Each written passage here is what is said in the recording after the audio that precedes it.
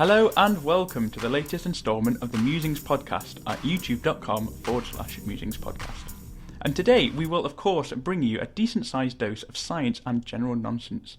I'm Andy Roast, chemist, science communicator and soon to be employed job seeker. And with me in the studio is Dave Lawrence, medical scientist, science communicator and already employed graduate. So how are you doing? Pretty chuffed that I've actually got a job now for the moment. Only on a 3-month contract, but it feels nice not just to be sat around in the house whiling away the hours. It does feel really nice, and I guess the office is heated as well. Not that I'm trying to sound all Dickensian and like I'm freezing at home, but... Interesting you should say that, because I've sat in a coat all day, because there's a small gap by the end of the window. The insulation is just absolutely terrible, so do that for the time being. Okay. See what happens. Yeah. Well, we've got a great podcast lined up for you guys. Now, how cool would it be to wear clothes that repair themselves when they're torn? I'll be looking at an experimental material which heals itself. What have you got in store for us? I will be talking about what I'm terming normalisation of technology and the implications of it in the future. Great, well, I'd love to hear more about that. Do you want to go first? Or? Yeah, I can crack on. So what do I mean by normalisation? Well, if you look at any new technology or scientific discovery, you can have loads of really technical ways to describe how they come from being an abstract idea into being something that's actually a day-to-day drug or a day-to-day piece of technology that does something really clever that we've come to rely on. I mean, if you're talking about the pharmaceutical industry, for example, the drug discovery pathway is a very stratified thing. It's very structured. You go through your basic science, then you develop models to work out what you're going to target, and then from then on you go phase 1 clinical trial, phase 2 clinical trials, etc., and eventually it ends on the market. So that's a very structured thing. But I think in general, I don't know what you think, but I mean, how do you think about like a new discovery when it comes out? What's the first thing you hear? I mean, if it's something like a television or a new computer, the first thing I hear is the advert on the television saying, "Here's this new thing," and I don't. You say that the pharmaceutical industry is really stratified. I don't tend to think about all the stages that go into the different technologies. That's exactly the case. You just take it for granted. But I think if we break down how it happens. Mm-hmm. So I think for me, the way I see it, the first time you hear about something, it's really exciting. So someone's come up with some really novel, crazy thing in a lab somewhere that can do something absolutely mad that just seemed completely impossible. You hear it for the first time, you're just thinking that is impossible. Yeah, like levitating frogs style, something like that, just something nuts. Yeah. At this stage, you get loads of stuff. I always think battery technology. There seems to be loads of stuff with battery technology at this stage. You hear like someone in a lab has worked out a way that you can spray on road surfaces for solar panels and stuff for electricity. Turn that in, so you hear that, you're just like, wow, this is going to change everything. We'll get all our energy from roads. And, we'll just spray everything, and then that's it. Yeah. But then obviously, at that stage, it's in a very limited laboratory setting. It's cost them an arm and a leg to be able to get there, and it's just not really relatable to anything that's going to, necessarily going to turn out. Yeah, they've probably got, a millimetre by a millimetre size device that works, but then rolling that out on the grand scale is just really difficult. Exactly. To do. So for every 99, 100 of them, only one of them or two of them will really get through to what I think is the next stage, which is a pretty boring stage, if you ask me, which is someone else is just like, oh yeah, no, that could work. We can do it in that situation. We can also do it in that situation, and it's cost us 4 times less to do it. Still loads of money. Okay. But quite a lot less. Okay, so what sort of situation? Well, I just think in examples terms of, if you use my energy thing, for example, you hear about all these ideas with different types of solar panels again, or different battery technologies that have come out, and then a second research group is just like, yeah, we can do this, we can carry this forward. So I think these stages are all very early on. Yeah. That second stage won't make the news because all it is, it's almost like refinement, scientifically, isn't it? It's getting something that already exists and making it a bit more effective. A little bit, but still, it's very lab based. It's very limited. It still can't really do very much. Mm-hmm. But then, something from that stage, very occasionally makes it to the next stage, and that is when you get the excitement back, which is it's actually viable. Like someone has produced one version of this that could be used by someone. Yeah, there's like a prototype solar cell, or it's a prototype camera, or anything. Yeah. So if we're moving away from solar cells, just using as an example at the beginning, I mean, this could be absolutely anything. I mean, there's loads of stuff that comes out that everyone gets excited about. If you think back to smartphones and phones and phone cameras, I mean, can you remember with original phone cameras. They were absolutely revolutionary. They We were had this tiny little phone, which was already exciting because we come from the Nokia 5110s, which had that massive antenna. Yeah, sure. You made them weakly coloured with 256 colours and a couple of pixels on the screen. And now you're adding this camera that you can plug in and take these grainy, blocky photos. It was just mind-blowing at the time. It was amazing. I mean, the photos were rubbish, but it was mind-blowing at the time. You kind of. But the thing is, with things like that, the first time they come out, they preclude all the normalos, or however you want to put it in a peep showy kind of way. So this is this early stage, and you hear did you hear Josh has got this, or do you hear Dan's got this new thing that can do this? Mm-hmm. It's all incredible. This is an exciting phase. But then that's sort of the end of the discovery phase. Yeah. And after that, what I think I term the normalisation stage, you go from this, and slowly, steadily across a massive period of time, it becomes just significantly less exciting.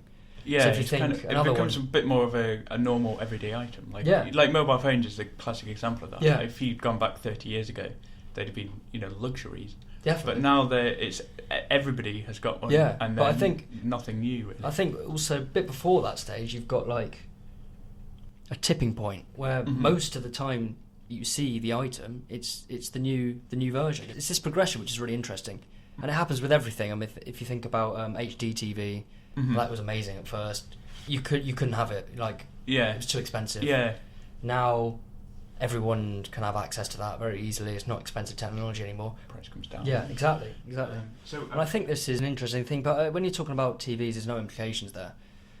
The problem is when there's implications of this stuff getting normalised. I mean, TVs, you've just got a nicer TV. There's just no implications with that. Right, okay. But then you've got some crossover ones, which I think are quite interesting. Partly because my mum, she has been now offered a work phone.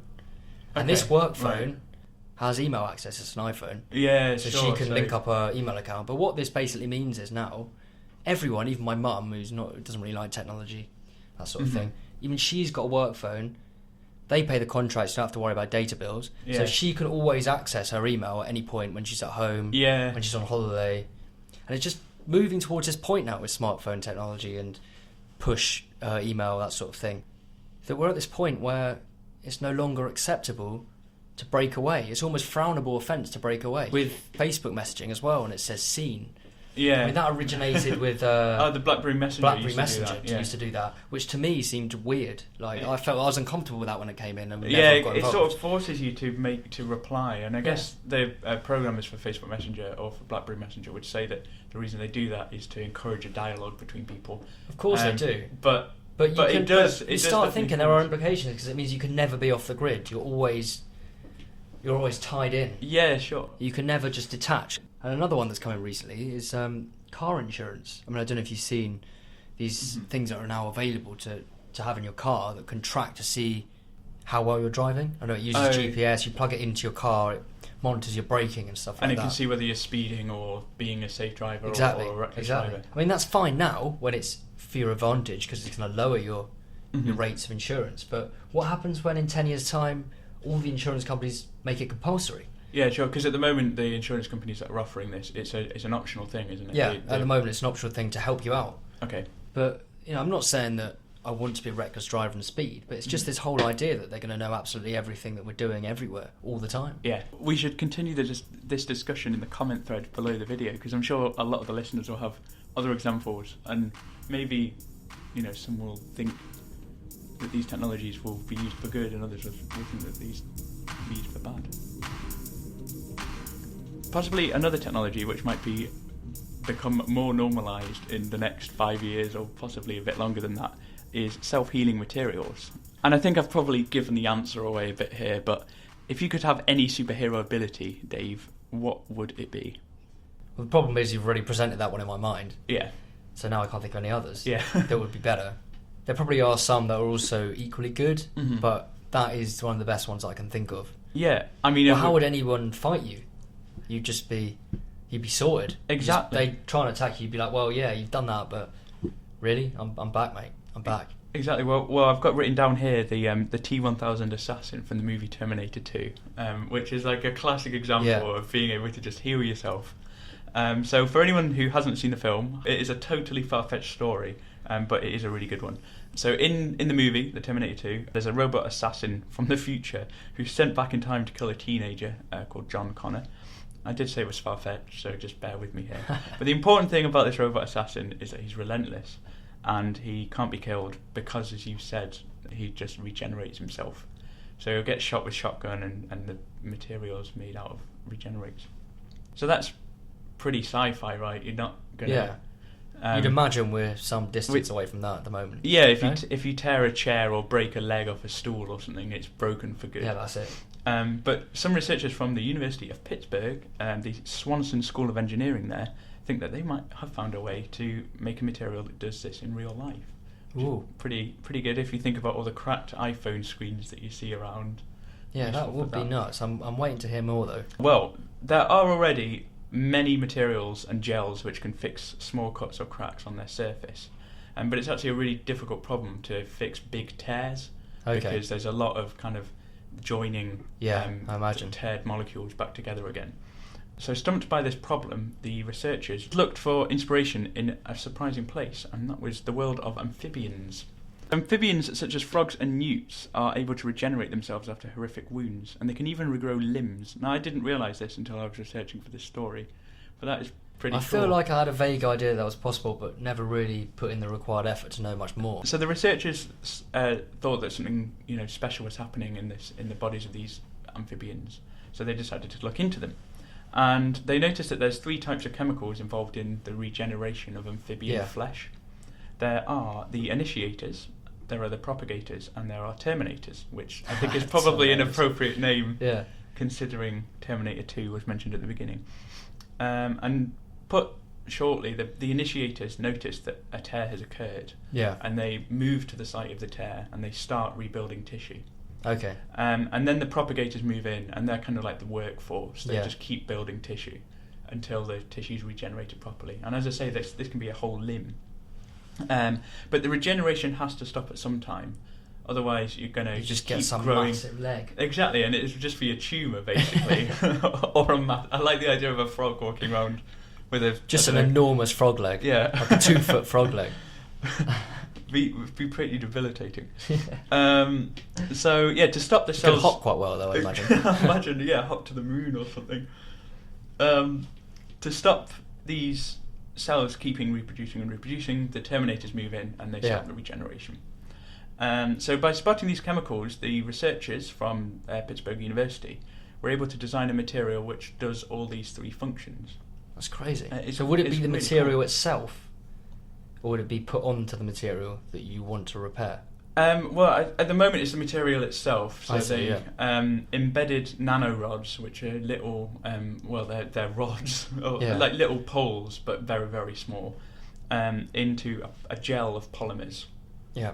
And then they surrounded this whole thing with a monomer solution. So they surrounded it with the molecules that make the polymer.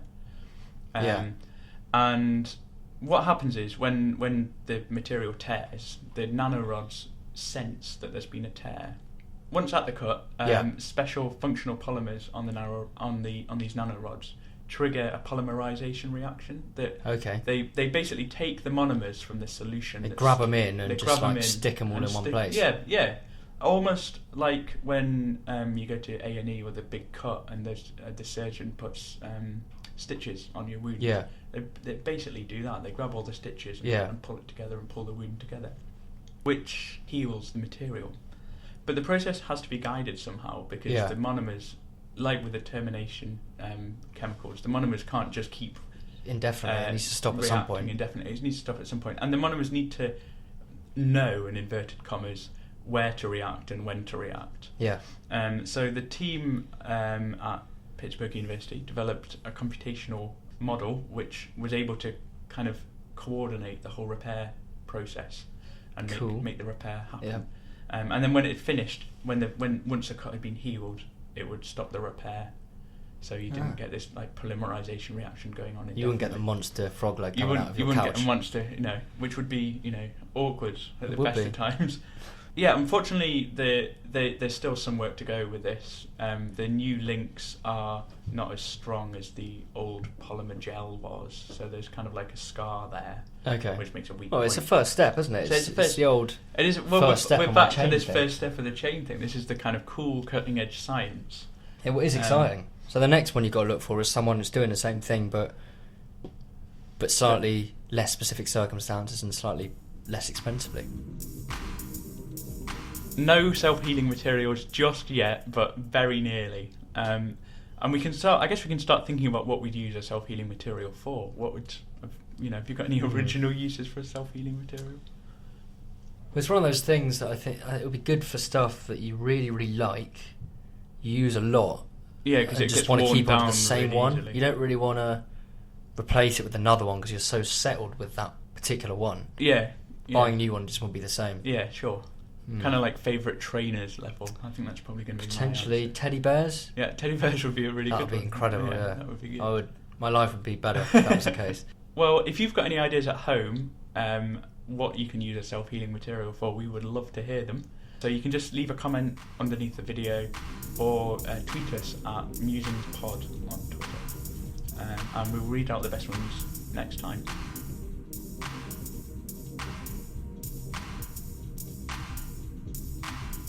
You've been listening to the Musings Podcast at youtube.com/Musings Podcast. And until next time, Bye-bye. bye-bye.